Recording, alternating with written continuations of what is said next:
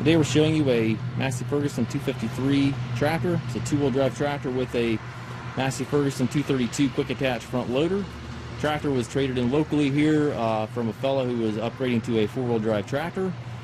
Tractor runs and works as it should with no known mechanical issues. Hour meter is showing just over 2,100 hours. I do not know if those hours are accurate or not, so I'll let you make up your own mind on that.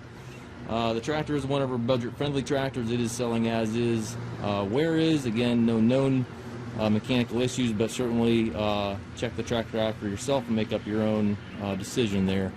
Again, comes with a 232 quick attach front loader. The bucket is pin-on. I believe that's a 5-foot bucket, but you can double-check the listing on that. It does have a little bit of damage here in the front grille on the bottom side there, as you can see.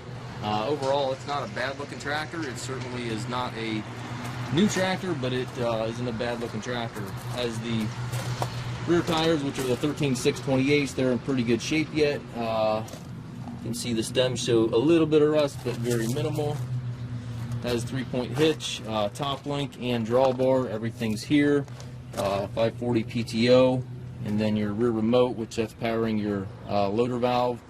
Obviously can remove that if you want to use a rear remote.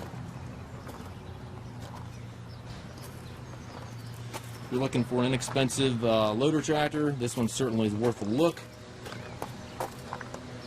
It's got the gear transmission.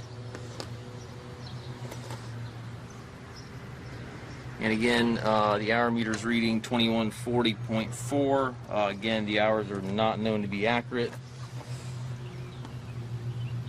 It does have the 3-cylinder Perkins diesel with the turbo. The 253 was kind of an unusual tractor. You didn't see quite as many of them with that turbo engine, so get a nice amount of horsepower out of a small tractor.